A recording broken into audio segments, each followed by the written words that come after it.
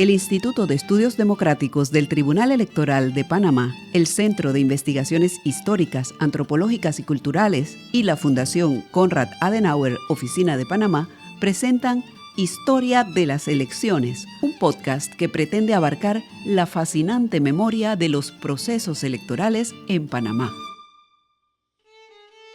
Hola, amigos y amigas del podcast Historia de las Elecciones. Les habla Lizzy Rodríguez desde el Tribunal Electoral de Panamá. Hoy estamos nuevamente con ustedes para conversar acerca de las elecciones de 1908. Y para tratar este interesante periodo de nuestra historia está con nosotros el doctor Alfredo Castillero Hoyos.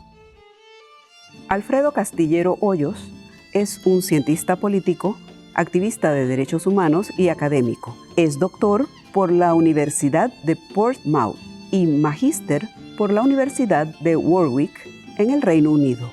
Entre otros cargos, ha sido miembro del Comité de Derechos Humanos de Naciones Unidas, defensor del pueblo, coordinador de la maestría en Ciencias Sociales con especialidad en Sociología y Ciencia Política de la Universidad Especializada de las Américas y director general de Política Exterior de la Cancillería. Ha sido presidente del Centro de Iniciativas Democráticas, CIDEM, e investigador residente del Centro de Investigaciones Históricas, Antropológicas y Culturales, CIHAC-AIP. Actualmente es investigador del Centro Internacional de Estudios Políticos y Sociales, CIEPS-AIP, Panamá. Según el régimen constitucional de 1904, correspondía hacer elección del presidente de la República y elecciones de los gobiernos locales en 1908. Gobernaba el país Manuel Amador Guerrero, primer presidente constitucional de Panamá, con el respaldo de una base de conservadores y algunos liberales, bajo la etiqueta de Partido Constitucional. Las elecciones legislativas se habían realizado en 1906, en un clima caracterizado por acusaciones de fraude y alteraciones al orden público. De ahí que la inminente realización de elecciones presidenciales y municipales llenaba de preocupación tanto a los ciudadanos como a los políticos e incluso a los representantes del gobierno de los Estados Unidos de América, que no deseaban ver interrumpidas las obras del Canal de Panamá ni el tránsito interoceánico. El 12 de mayo de 1908, el secretario de Guerra de los Estados Unidos, William Taft, envió una nota al presidente Amador Guerrero en la que expresaba su deseo de que los desórdenes de 1906 no se repitieran y recomendaba el nombramiento de personas imparciales para organizar las elecciones. También hubo rumores de que Amador Guerrero buscaría la reelección presidencial. Sin embargo, él declaró: "Nos separamos de Colombia para fundar una república vaciada en un molde distinto al de aquella en donde quien se adueña del poder solo lo deja por la fuerza, y para establecer un gobierno de orden y de progreso basado en la alternabilidad. Desmentidos quedarían esos propósitos si pareciera yo, su primer presidente, reacio a entregar el elevado cargo que se me confió, no obstante haber concluido el periodo constitucional". El domingo 28 de junio se realizaron las elecciones de los integrantes de los consejos municipales y luego, el domingo 12 de julio, del presidente de la República. El sistema de la elección presidencial era indirecto, pues se elegían ciudadanos que posteriormente elegirían al presidente de la República en cada una de las 7 provincias que existían en ese momento. Qué alegría que estés con nosotros nuevamente. Muchas gracias, Lizzy. Sí, después es un placer. De aquel episodio sobre las elecciones del siglo XIX, sobre el periodo colombiano que hicimos hace algún tiempo, que fue muy, muy interesante. Y bueno, por ahí empiezo ya a preguntar. En ese momento se habló de un tema fue, creo que resaltó, que fue el tema del sufragio universal masculino, que básicamente eliminó todo tipo de restricciones para los varones, excepto la edad, y que se restableció completamente en Panamá en las elecciones para la constituyente. ¿Qué podrías decirnos en cuanto a qué significó esto para los panameños? Es que Panamá era entonces un país de avanzada Por otro lado, a pesar de que existiera el sufragio universal masculino, ¿había temas raciales, había temas de clase social que limitaran la participación política? Te felicito por una estupenda pregunta realmente. Vamos a ver, te respondo según mis luces, que ojalá den para el alcance de una pregunta tan ambiciosa. Veamos, Panamá en el 19 era un país que a grandes rasgos tenía una vida política intensa, con arraigo popular, con dos partidos primordiales, émulos de su contraparte colombiana. Es más, no solo émulos, parte de su contraparte colombiana, el Partido Liberal y el Partido Conservador. Y muy a grandes rasgos se podría decir que 2/3 de los votantes se inclinaban usualmente, por supuesto que no era una constante, por el Partido Liberal, y 1/3, a grandes rasgos nuevamente, por el Partido Conservador. 60-40, 2/3, 1/3, más o menos así era la diferencia. No se manifestaba igual en todas las elecciones, había factores que generaban cierta transformación en ese voto, ciertos caudillos sumamente populares a nivel colombiano o a nivel local, entre otros, ¿no? Entonces, Panamá, y no voy a abundar mucho porque esto hablamos en el episodio 19, fue parte de esa gran experimentación política y social que realizó Colombia entre mediados del siglo XIX y la regeneración, que era una reacción contra esa experimentación liberal en materia política y social, que empieza a partir de 1885 con Rafael Núñez, un político cuya vida política empezó precisamente en Panamá, político de origen cartagenero que empieza acá. Entonces, en ese periodo, ¿no? En que se realizan todo tipo de transformaciones importantes, se introduce el sufragio universal masculino. Y en algunas regiones de Colombia se experimenta con la idea de introducir también el sufragio universal a secas, es decir, incluyendo el femenino. Eso es excepcional en todo el mundo. Es decir, sí, hay otros lugares donde suceda, pero no deja de ser excepcional. Estamos hablando de un puñado de países en Europa, ¿no? Basta compararlo con Estados Unidos, donde el sufragio universal real, ¿no? Se logra a ratos durante parte de lo que se llamó la reconstrucción después de la guerra civil, por eso es interrumpido, ¿no? Dramáticamente, y se logra plenamente en los 60 del siglo pasado, cuando se realizaron unas reformas que buscan impedir que haya mecanismos que obstaculicen el voto de los afroamericanos, ¿no? Bien, regresando acá. Sin duda eso nos coloca a nosotros en la vanguardia global en materia democrática. Eso es mérito de Colombia, pero también es mérito nuestro. Es decir, las reformas que generan eso son un proceso en el que los panameños son particularmente activos, ¿no? Todavía hay que reconstruir en detalle la participación de los panameños específicamente en el tema del sufragio. Pero en el periodo en general no cabe la menor duda, ¿no?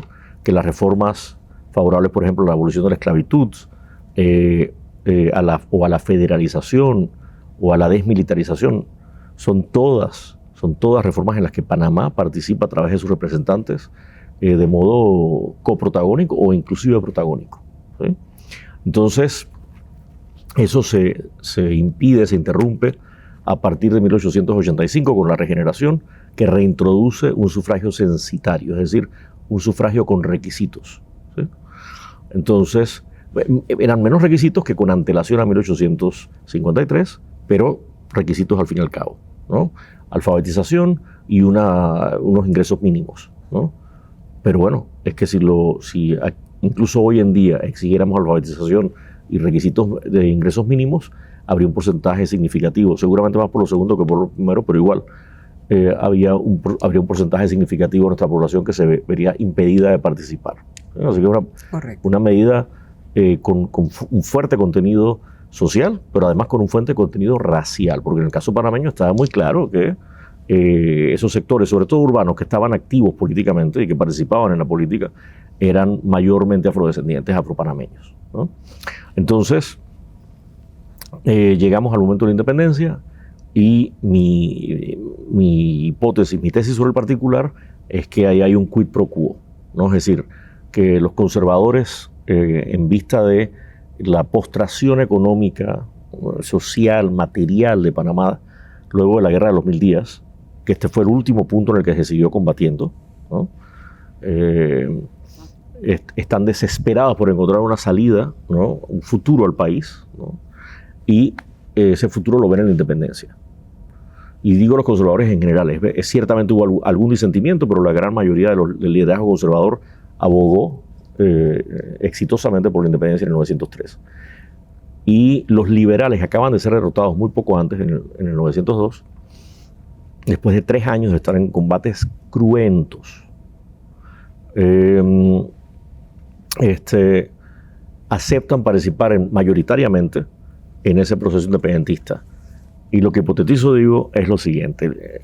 Los conservadores, desesperados como lo están en esa coyuntura por la independencia, están dispuestos a transar una independencia que iba a significar para ellos quedar en minoría política. Esta es la clave. A cambio de reintroducir el sufragio universal masculino, que era lo que los liberales buscaban. Es decir, los liberales no estaban tan apegados a la independencia como los conservadores, y los conservadores no tenían mayor apego, tal vez ninguno, al sufragio universal masculino por el precio que ellos estaban dispuestos a pagar, ¿no? Y esto tiene que ver con lo que viene después, porque a partir de ese momento ellos establecen, pero intentan establecer en un sentido más duradero, lo establecen a corto plazo, un gobierno de tipo consociativo, es decir,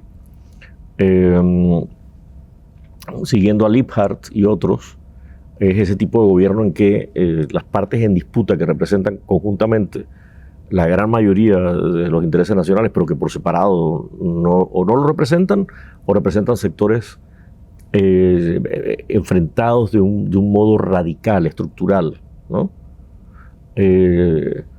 Esos dos grandes bloques que se acaban de enfrentar en guerra deciden cogobernar bajo un liderazgo mayormente conservador, pero con plazas importantes en gobierno para los liberales y con una asamblea dividida paritariamente. Eso es algo que todavía hoy resulta extrañísimo, ¿no?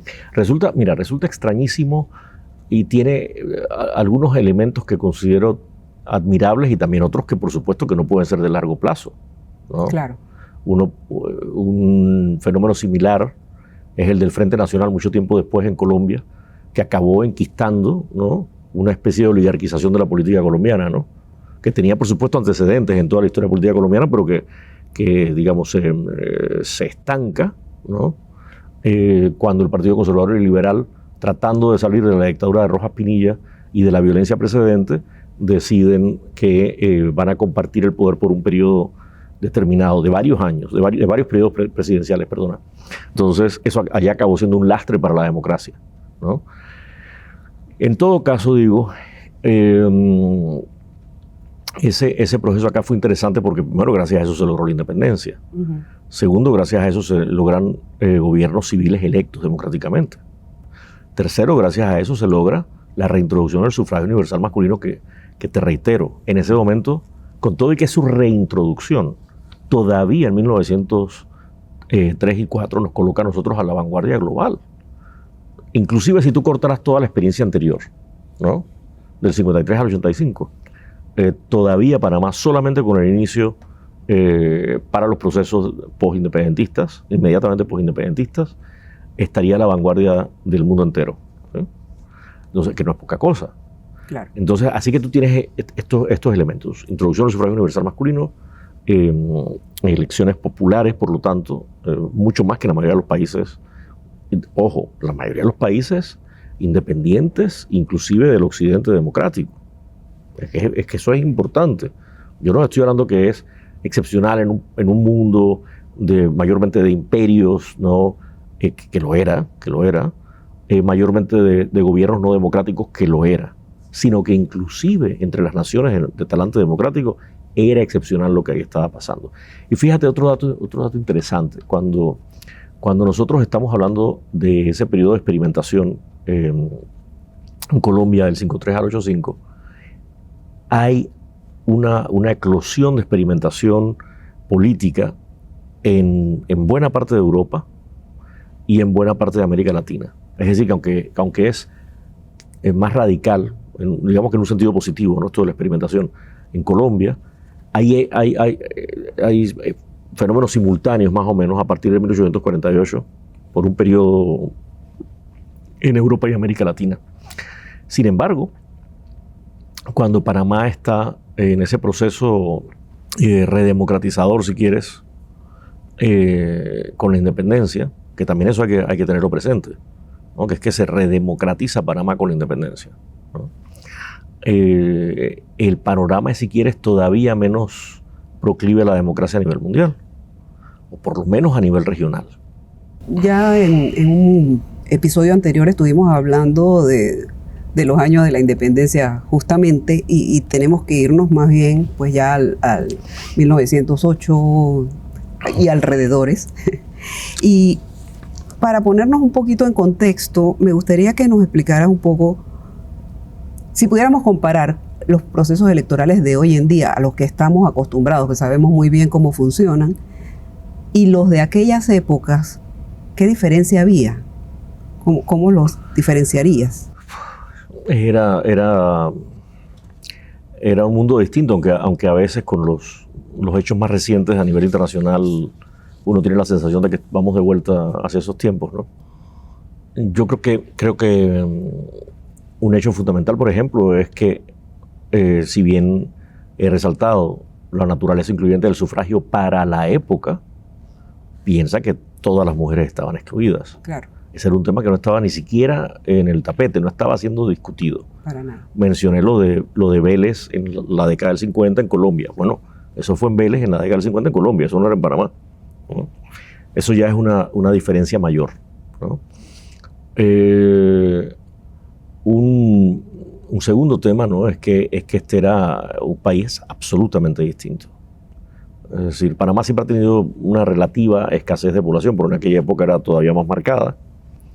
Esta ciudad consistía apenas de unas decenas de miles. Era básicamente el casco antiguo y el arrabal. Además, digamos, geográficamente muy confrontado, ¿no? Un casco antiguo con una élite que residía ahí, una élite pauperizada, pero élite al fin y al cabo, y los sectores populares afuera.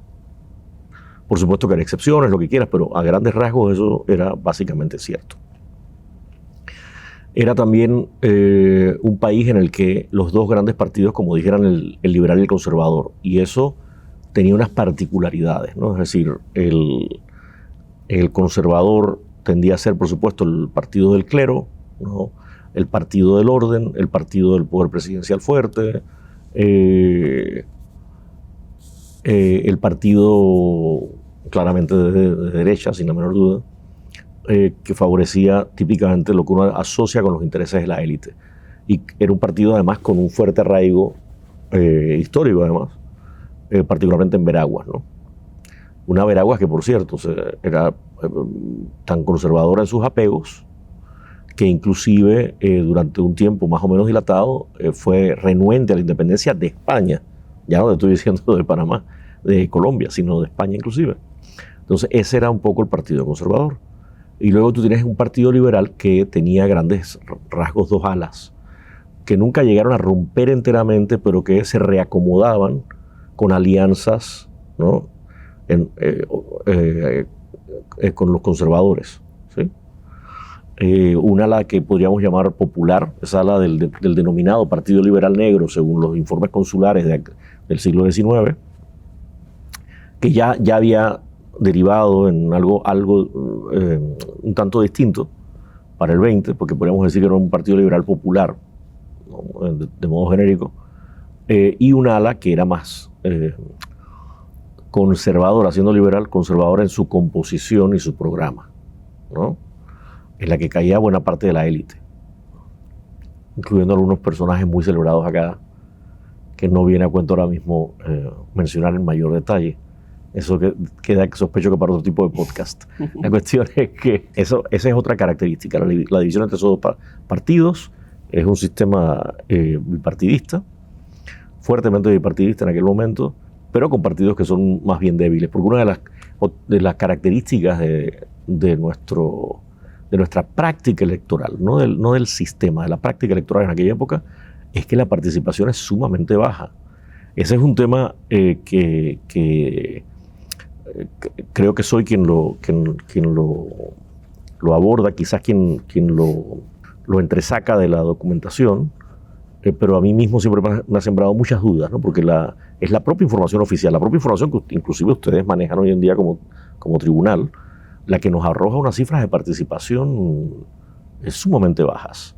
Ese es un tema que en sí merece un estudio en profundidad, ¿no? Y eso, digamos que empieza a crecer realmente en los 30 con Acción Comunal, el comunalismo, y tiene, digamos, otro momento con Arnulfo y demás. Arnulfo Arias, quiero decir, no, estoy hablando como si fuera un conocido de todos nosotros. Y luego ya en la modernidad democrática, donde estamos acostumbrados a estas cifras altísimas de participación que son excepcionales en Latinoamérica y que nos colocan entre los principales países en movilización popular para votar, cuidado que del mundo entero. Entonces, creo que ese es todo un tema digno de estudiar. Es decir, ¿qué es lo que hacía que, inclusive en una ciudad altamente movilizada, pareciera que lo que más vota de modo efectivo es la ciudad, ¿no?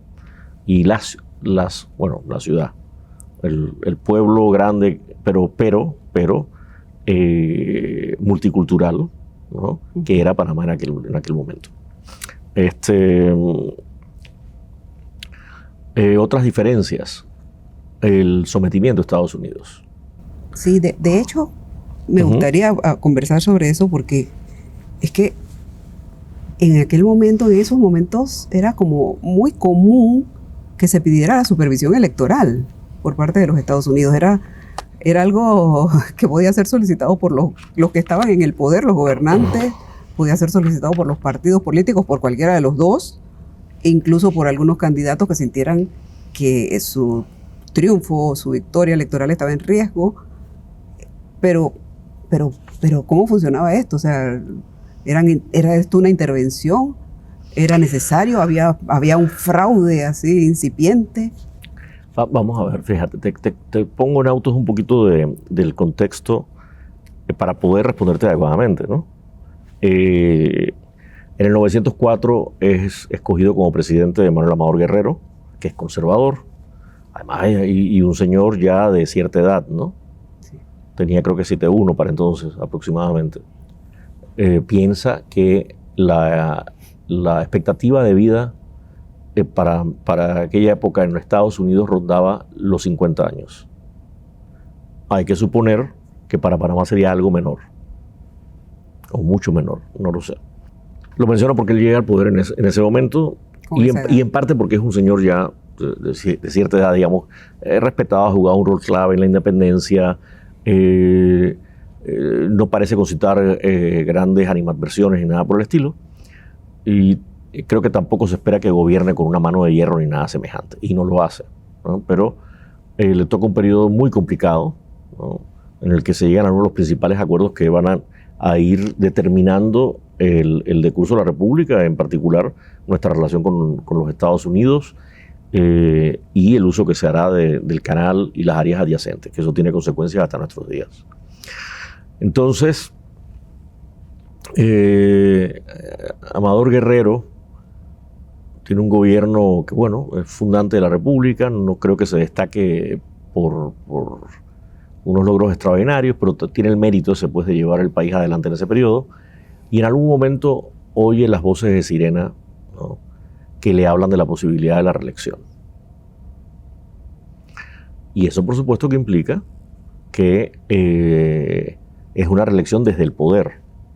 Una reelección que ciertamente no estaba prohibida, pero requería retirarse un semestre antes de la culminación del periodo presidencial, ¿no? A la Nayib Bukele, si quieres ponerlo en términos contemporáneos. Se anuncia eso y él hace una cosa interesante, ¿no? Que es que, un poco manteniendo la forma, pero creo que no el espíritu ni el contenido de esa práctica consociativa que te mencioné antes, él crea una especie de partido consociativo que es el Partido Constitucional, en el que quiere sumar a a liberales y conservadores por partes iguales, pero que claramente es mayormente conservador, ¿no? Y que está constituido abrumadoramente por miembros de la administración. Es decir, que es un esfuerzo desde el poder de alcanzar la continuidad, ¿no?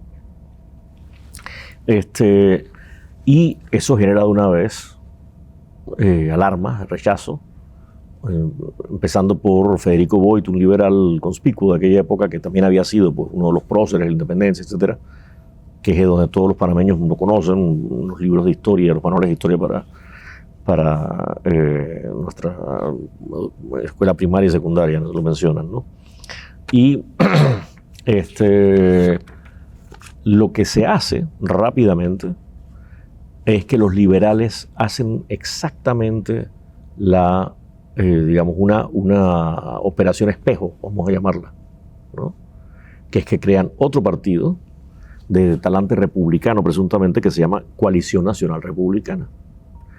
Y hacen lo mismo, buscan unir liberales y conservadores con una particularidad, que es que, si bien ahí de nuevo el peso lo llevan los liberales, ¿no?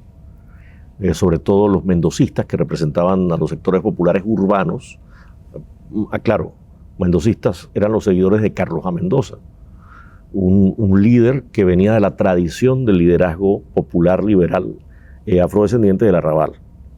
Su padre había sido un conspicuo también político, Juan Mendoza, ¿no? Había sido parte integral y protagónica de aquel partido liberal negro, así llamado por los cónsules, como les decía. Entonces, la diferencia, digo, es que ellos sí colocan a un conservador en la primera plaza. Se la ceden a José Domingo de Ovaldía, que había sido el último gobernador antes de la independencia, que había sido una figura de cierto relieve y cuyo padre había llegado a ocupar cargos altísimos, José de Ovaldía, en Colombia, que había sido pariente político de Rafael Núñez, presidente colombiano, que había sido en algún momento el más importante congresista o parlamentario colombiano, ¿no? Era considerado un pico de oro, es decir, una persona elocuentísima, ¿no? Capaz de convencer a sus adversarios de seguir sus proclamas y discursos y pareceres, ¿no? Entonces, en ese momento la sensación que hay es de que el gobierno está usando todas las palancas del poder a su alcance. Y eso no es infundado. Lo que hace Manuel Amador Guerrero, ¿no? Que empieza a ocultar el campo y se da cuenta que no tiene la popularidad que creía tener, es cederle la presidencia a Ricardo Arias Fero, ¿no? Y entonces, haciendo, como te digo, ahora es él el que hace lo inverso, ¿no? Y nuevamente le da liderazgo a una persona con simpatías liberales y tal. Así que tú tienes el extraño escenario, ¿no? Fruto, yo creo, que de ese primer pacto fundacional consociativo, de que tú tienes una fuerza mayormente liberal encabezada por un conservador y una fuerza mayormente conservadora encabezada por un liberal, ¿sí? Todos provenientes de la administración pública. José Domingo de Ovaldía Gallegos era hijo de José de Ovaldía Orejuela, quinto presidente de la Nueva Granada. Nació en David, provincia de Chiriquí, el 30 de enero del año 1845. Realizó estudios en el Colegio Mayor de Nuestra Señora del Rosario y en el French College de New Haven, en los Estados Unidos de América. Desde joven se activó en las filas del Partido Conservador. Fue elegido miembro de la Asamblea Legislativa del Estado de Panamá en 1872 y en 1884. Ocupó igualmente otros cargos: concejal, administrador de Hacienda, inspector de la cárcel de David y director de Instrucción Pública. Llegó a ser presidente provisional del Estado, jefe civil y militar, diputado constituyente y senador en 2 ocasiones. Fue el último gobernador que tuvo el departamento de Panamá durante la unión a Colombia. Después de la separación, fue el primer panameño que ocupó el puesto de enviado extraordinario y ministro plenipotenciario de Panamá ante los Estados Unidos. Falleció en ejercicio de su cargo de presidente el 1 de marzo de 1910 a los 65 años. El oponente de Deobaldía en las elecciones presidenciales era Ricardo Arias Ferot. Arias Ferot había nacido en la ciudad de Panamá el 2 de mayo de 1852. Fue uno de los próceres más destacados. Su hermano, Tomás Arias, fue miembro de la Junta Provisional de Gobierno. Arias Ferot fue secretario de Gobierno y de Relaciones Exteriores del presidente Amador Guerrero entre 1904 y 1908. Ocupó el cargo de enviado extraordinario y ministro plenipotenciario de Panamá ante los Estados Unidos de América en 1912. Amador Guerrero lo impulsó como candidato presidencial en las elecciones de 1908 por parte del Partido Constitucional.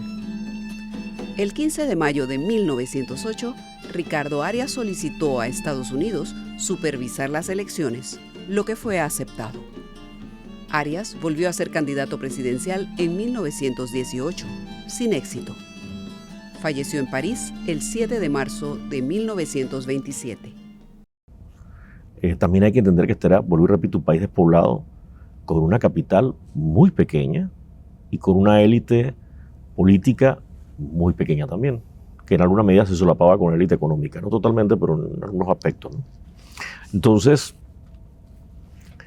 procede a votar a los miembros de gabinete liberales, a los gobernadores, a los alcaldes, ¿no?, y a los policías de origen liberal, sistemáticamente, y a las autoridades municipales encargadas del recuento electoral. Sistemáticamente. Claro, si algo semejante, el equivalente funcional de aquello, pasara hoy en día, ¿no? Que digamos que sistemáticamente las autoridades designadas por el Ejecutivo que tienen simpatía por algún partido de oposición fueran votadas, hombre, eso primero que sería un escándalo, ¿no? Seguramente radicalizaría a la oposición. No sé si llegaríamos a eso de la polarización tan en boga, pero la radicalizaría, creo yo. Y haría pensar en la inminencia de un fraude o algo semejante a un fraude, ¿no? Por lo menos al uso de todas las herramientas al alcance del Estado para impedir que gane la oposición. Esa era la situación que están viviendo, ¿no? Entonces, es en ese contexto que ambas partes piden la intervención estadounidense. Para ser preciso, los primeros que las piden son los de la Coalición Nacional Republicana, los que favorecen a José Domingo Deobaldía, y la piden por lo que te acabo de contar, ¿no? Pero entonces se reacciona, ¿no? En mayo del 1908 reacciona el gobierno a través del propio candidato, ¿no?, poniéndose a disposición para lo que quieran hacer los estadounidenses. Cuando digo lo que quieran hacer los estadounidenses, quiero ser preciso, me refiero a para supervisar el proceso electoral. Esto se da en un contexto que quizás es digno de mencionar, porque ya había habido unas elecciones, las que llamaríamos de medio periodo, que ahora tampoco tenemos, que eso también es otra diferencia con las elecciones actuales. Y en esas elecciones había habido represión policiva y fraude electoral. En los intercambios con las autoridades americanas, el tema se eleva hasta el secretario de guerra William Howard Taft, que ese mismo año, 1908, va a ser escogido como sucesor de Theodore Roosevelt. Y esto es importante por los pareceres de Taft sobre este tema. Estamos hablando de una alta autoridad que ha estado en Panamá con antelación y que va a regresar al año siguiente y que visita Panamá más que ningún otro país. Antes y después de ser presidente. Ajá. Inclusive, bueno, en el 909 como presidente. Uh-huh. Entonces, eso es una cosa excepcional, ¿no?, que te da una idea de la importancia para Estados Unidos de Panamá. Una importancia que en momentos como los actuales uno quisiera que no fuera el caso, pero bueno.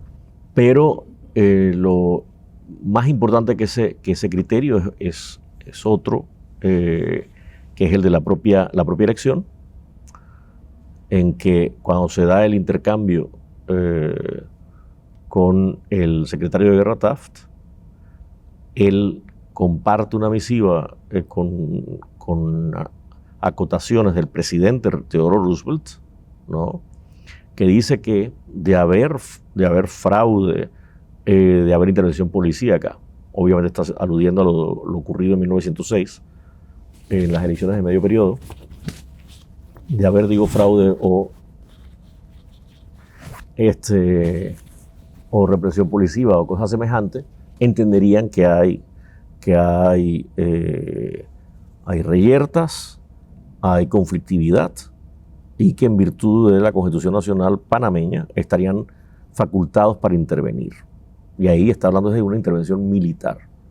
Por supuesto que esto ya es un aldabonazo de otra magnitud, porque típicamente cuando se habla del intervencionismo electoral se está hablando de que, por ejemplo, la legación americana, ¿no?, hace el equivalente de funcionar una observación electoral. Uh-huh. Inspeccionaba. Digamos. Claro, pero hay una diferencia importante que sí te quiero mencionar, que me parece relevante. Cuando digamos, Panamá invita, por ejemplo, a la Unión Europea, nadie está imaginándose que después de esa observación electoral van a venir aquí buques de guerra europeos a imponer su visión particular en el orden. Y en ese sentido, por ejemplo, ese tipo de intervenciones favorecían algún partido en particular o eran más objetivas. Fíjate que en un tema que a mí me parece también digno de explorar con más detalles, yo noto que en el 19 hay una afinidad electiva, ¿no? Es decir, hay una cercanía, si quieres, natural entre las intervenciones estadounidenses en momentos de crisis en el Istmo, con el afán siempre de impedir el ascenso del Partido Liberal al poder. Eso inclusive en la Guerra de los 1000 días, ya a inicios del siglo XX. Una afinidad, en ese periodo, a mi entender, siempre las intervenciones son contrarias al Partido Liberal en general y al Partido Liberal Popular en particular. Esa es mi lectura del periodo. Y me parece que no es casual que eso coincide, ese periodo intervencionista, con el fin de la reconstrucción en Estados Unidos. Es decir, creo que así como durante la reconstrucción hubo una concepción de la ciudadanía en Estados Unidos como abarcadora de todos, indistintamente de la raza del ciudadano, ¿no? Había, pareciera, en el periodo ese una mayor respeto, tolerancia al menos, a la aparición de los sectores populares en política en Panamá. Pero con el fin de la reconstrucción, y eso requiere, por supuesto, afinar mucho más, ¿no?, pero lo lanzo como hipótesis, con el fin de la reconstrucción, coincidiendo con ello, empiezan una serie de intervenciones que siempre tienen una carga frontal contra el ascenso de los sectores populares liberales al poder, que eran sectores liberales de color. Bien, en el siglo XX, después de la independencia, curiosamente, la intervención americana pareciera ser más neutra políticamente. Dicho eso, hay una intervención de un carácter ferozmente racista, que es la que tiene lugar, que es puramente diplomática, pero es una intervención que tiene lugar con el propósito de impedir la elección de Carlos A. Mendoza en la elección presidencial de 1912. Pero con esa salvaguarda pareciera que esas intervenciones electorales son más bien objetivas, ¿no? ¿Cómo se logra? A mí me impresiona eso. ¿Cómo se logra esa coalición entre liberales y conservadores, ¿no? Es algo que se me sale de la lógica. Bueno, fíjate, es interesante, ¿no? Yo te diría, sí, sobre todo cuando tú piensas que acaban de estar combatiendo unos contra otros Sí. y ha habido una mortandad brutal, ¿no? Así es. Una tasa de muertos que creo que es la segunda más alta de toda Colombia, algunos dicen que la primera más alta de toda Colombia, y esto es lo más importante, en el conflicto más cruento de la historia de Colombia. O sea, imagínate tú cómo sería esto, ¿no? Pues bien, creo que eso obedece a que ya se venía de una práctica de compartir posiciones, ¿no? Por una parte te decía en realidad, y eso es un fenómeno que no solo de Panamá, es también del resto de Colombia, pero con reacomodo, porque no en todas partes la presencia afro es tan fuerte como en el caso panameño. Lo es en la costa, ¿no? Donde el afrocolombiano es un protagonista, ¿no? del hecho político y electoral, donde también de paso es muy fuerte el Partido Liberal históricamente, ¿no? Pero te digo que la división partidaria es en cierto sentido, tú podrías decir que es de 2 partidos y medio, ¿no? No lo uso con demasiado sentido técnico, eso obedece a unos cánones particulares, pero lo digo por lo siguiente, porque tú tienes un conservadurismo que más o menos encaja con lo que te dije, ¿no? Un liberalismo que te decía es más federalista, no es tan dado al gobierno central, ¿no? Cree en el sufragio universal, los conservadores no creen en el sufragio censitario, unos liberales que son tendientes a desmilitarizar, con unos conservadores que son tendientes a militarizar, ¿no? a tener un Estado fuerte, ¿no? Unos liberales que son librecambistas, ¿no? Que son dados a desproteger y liberar el mercado, contra unos conservadores que quieren por lo general proteger el mercado. Y luego hay unos liberales, ¿no? Que son en general los liberales populares, pero que también tienen diferentes nombres en Colombia y que por supuesto que en Panamá tienen su conformación específica, ¿no? Que son aquellos que comparten parte del credo liberal, pero no enteramente, ¿no? Es decir, están y reconocen el protagonismo liberal en la abolición de la esclavitud, están a favor del sufragio universal masculino, pero y en el caso panameño tienden a favorecer el federalismo. En el caso panameño, no necesariamente en el caso colombiano, te digo que se parecen pero no son idénticos, ¿no? Sin embargo, tanto allá como acá tienden a favorecer un ejército fuerte o una fuerza armada, un pie de fuerza importante, etc. Creen en un gobierno fuerte, un ejército fuerte y en aranceles. Los aranceles que ahora están tan de moda, bueno, también ellos eran convictos y confesos de ser favorables a los aranceles. Entonces, ¿qué ocurre? Que como lo ves, aunque eso también son liberales, tienen episódicos puntos de acuerdo con los conservadores. Entonces, ese liberalismo, que además aquí era muy abrumador, a veces pactaba con los conservadores, a veces lo sumaba, a veces se sumaba. Y dependía, o sea que tú podías realmente contar en cierto sentido como con 3 partes, ¿no? Hasta cierto punto, desde el siglo XIX, sobre todo desde la segunda mitad del XIX. Y además hay un fenómeno clave que es el tema de la regeneración. Porque en la regeneración había un orden, ¿no? Autoritario, ¿no? Confesional, ¿no? En que se recentraliza el Estado, ¿no? Se pacta un concordato con la Iglesia, se militariza el Estado. A Panamá se le somete a menudo, una provincia díscola, pues, difícil, ¿no? De contentar, se le somete a menudo a gobernadores militares. Pero en ese periodo, como no hay posibilidad real de elecciones ni nada semejante, es decir, hay elecciones regularmente, pero no son elecciones que cambien nada en lo sustantivo, ¿no? Y la vida de la gente sigue, porque uno se olvida de eso, ¿no? Del 85 al 903 hay 18 años y no me falla ahí el cálculo.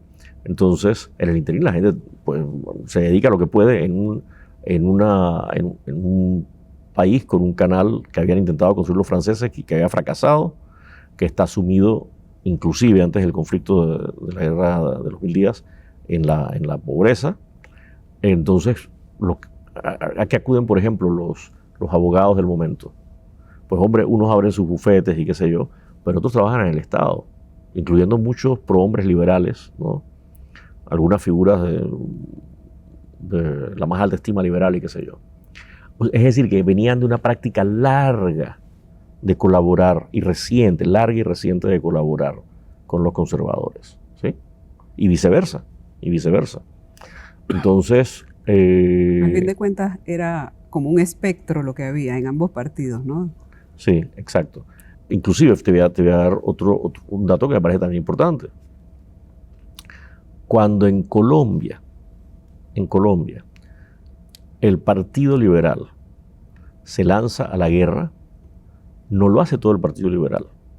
Lo hace el Partido Liberal que dirige un muy joven Rafael Uribe Uribe, contemporáneo de Porras, Mendoza y compañía. Pero el partido, la plana mayor del partido, si no recuerdo mal, ni un solo directivo del partido se unió.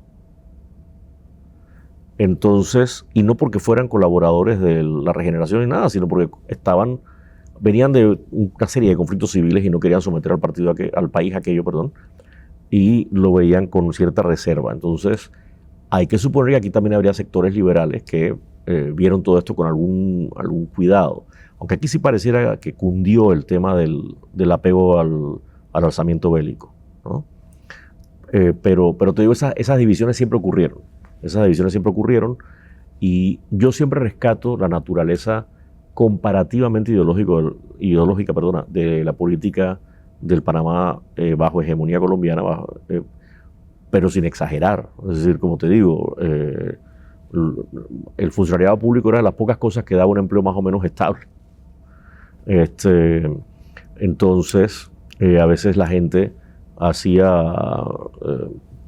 engavetaba, ¿no?, su ideología y se dedicaba al servicio público.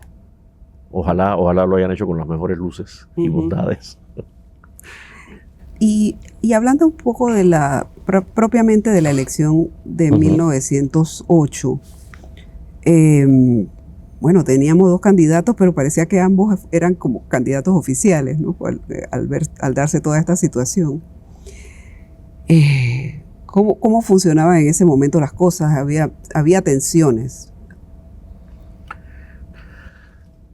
Te diría lo siguiente, o sea, en el momento en el que por ejemplo, José Domingo de Ovaldía se convierte en el candidato de la Coalición Nacional Republicana, ya él no es candidato oficial. O sea, hay una ruptura. Claro, uno podría preguntarse, un hipotético, ¿no?, qué habría pasado de haber ganado el grupo constitucionalista, así llamado, de Amador Guerrero y Arias Feró, si le habrían permitido a esta gente reincorporarse a gobierno. No lo sé. Es más, fíjate, ¿qué hubiera pasado, por ejemplo, si no hubiera buscado la reelección a Amador Guerrero? Tal vez habría habido continuidad de ese pacto constitucional que te comentaba, ¿no?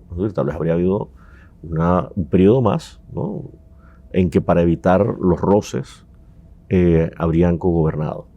En la práctica, lo que sucede a partir del 908, me estoy adelantando un poquito, pero me parece un datito útil, es que efectivamente por un periodo más o menos dilatado gobiernan liberales y conservadores, pero lo que va a pasar ya a partir del 912, espero no comerle el mandado al siguiente o la siguiente expositora, es que a partir de ahí va a haber cogobiernos de liberales y conservadores, pero siempre con los liberales por delante, por un motivo muy sencillo, porque son la mayoría.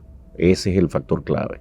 Y no solamente son oposición el grupo de Ovaldía y los liberales, sino que en realidad Ovaldía es utilizado por los liberales como una punta de lanza para romper esa hegemonía conservadora impuesta fruto del movimiento de independencia, para encontrar ellos su espacio natural que saben que es el de la mayoría. Ricardo Arias Feró abandonó la contienda el 6 de junio y permitió que de Ovaldía fuera elegido sin oposición. Así, el 2 de julio de 1908, de Ovaldía fue elegido presidente con 258 votos a favor. En su último mensaje a la Asamblea Nacional, el presidente Amador Guerrero lamentó que las sospechas de irregularidades electorales hubieran planeado sobre las elecciones presidenciales e interpretó que la retirada de Arias Feró de la competencia no permitió saber cuál era realmente la opinión de los panameños. El resultado de esa investigación electoral fue el de comprobar, cuando menos, lo exagerado de los cargos contra el gobierno, así como demostrar también que en el poder electoral sobre el cual el Ejecutivo no ejerce ni puede ejercer legalmente ningún control, estaban equitativamente representados los dos grandes bandos en los que se dividió el país con motivo de la elección presidencial. Sin embargo, la situación creada obligó a la abstención absoluta y patriótica de uno de esos dos grandes bandos, de manera que el resultado de los comicios no ha podido dejar conocer la verdadera voluntad de los pueblos.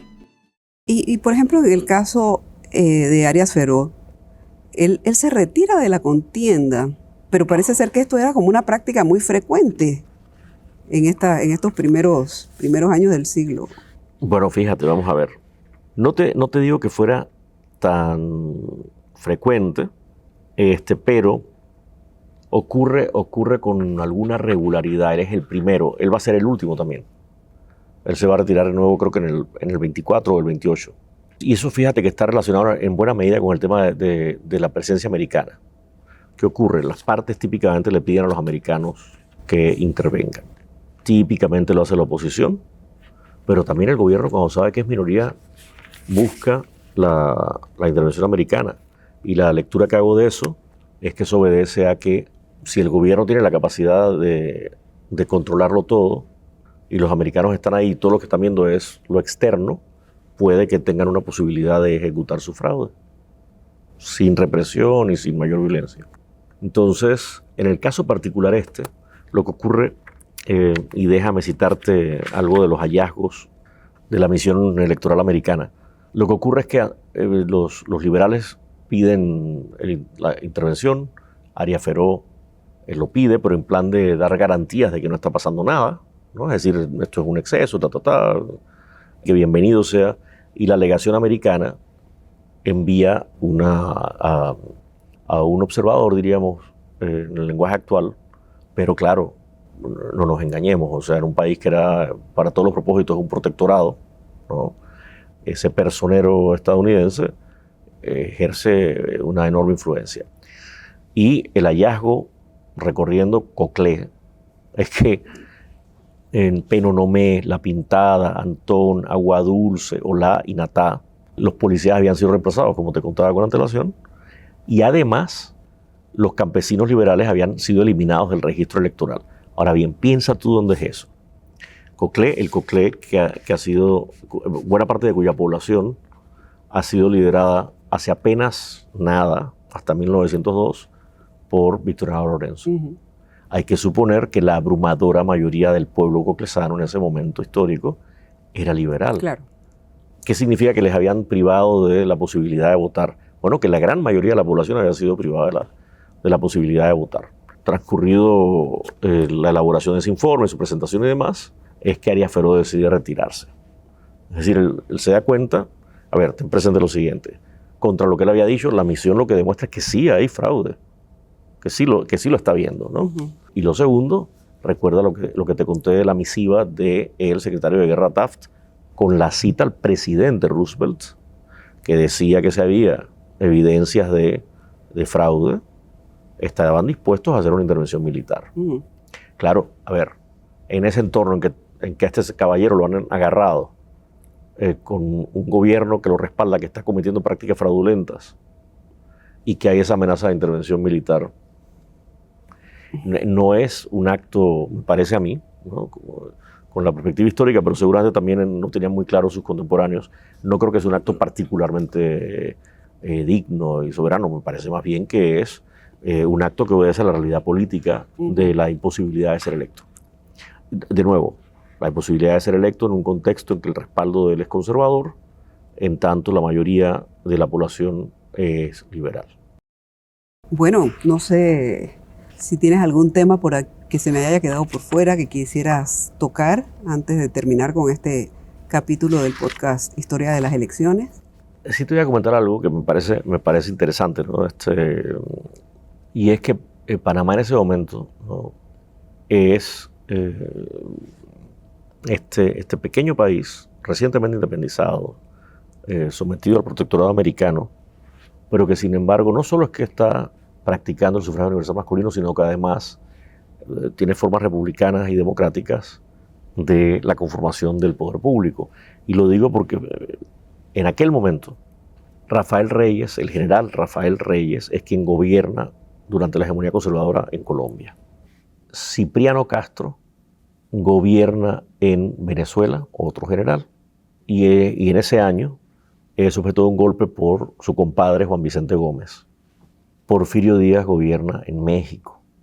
Eloy Alfaro gobierna en Ecuador. Y entonces podría seguir, pero lo fundamental que estoy tratando de transmitir son, digamos, dos cosas, ¿no? Una que creo que es más o menos evidente que hacia dónde voy, otra no tanto. La primera que es evidente, creo yo, es el tema de que son todos gobiernos de fuerza, de facto, gobiernos de dictaduras militares, ¿no? Hay otro dato más, y yo diría que un dato adyacente más también. El otro es que todos estos gobiernos, salvo el Rafael Reyes, que es conservador y como mencionaba, se da bajo la hegemonía conservadora, todos los demás son gobiernos autoritarios de origen liberal. Pero lo que cambia el tema, lo que es transversal, es que son gobiernos de naturaleza positivista, que tenían una visión muy particular del ejercicio del poder, que todos fueran liberales o conservadores, como en el caso de Reyes. Creen que se necesita una mano fuerte, firme, para imponer orden y hacer que avancen nuestras sociedades, ¿no? Inclusive en Costa Rica, donde sí había una república funcional oligárquica, ¿no? Donde estaba Ricardo Jiménez Oriamuno, que fue la máxima encarnación de ese proyecto particular, ¿no? Incluso ahí también había mucho de pensamiento positivista, pero obviamente con formas liberales representativas de ejercicio del poder. Es decir, que con los defectos de aquel proceso, grandes como lo eran, Panamá era en términos generales para la región, en aquel momento histórico, comparativamente excepcional. En balance, la elección de 1908 se caracterizó por el voto de alrededor del 6% de la población total, no estoy refiriéndose solamente al padrón, y porque fueron limpias, ganó la oposición, y fue con las elecciones del 12, 32 y 60, una de solo 4 elecciones en las que hubo traspaso del poder del gobierno a la oposición de naturaleza pacífica. Creo que con eso más o menos espero haber satisfecho las inquietudes que ustedes tienen. Por supuesto que sí. Muchísimas gracias por esta interesante conversación que hemos sostenido en el día de hoy. Pronto les estaremos avisando del lanzamiento de un nuevo capítulo de Historia de las Elecciones. Hasta luego. Esto ha sido todo por hoy. Recuerden que pueden encontrarnos en Spotify y otras plataformas. Los esperamos muy pronto en nuestro próximo episodio.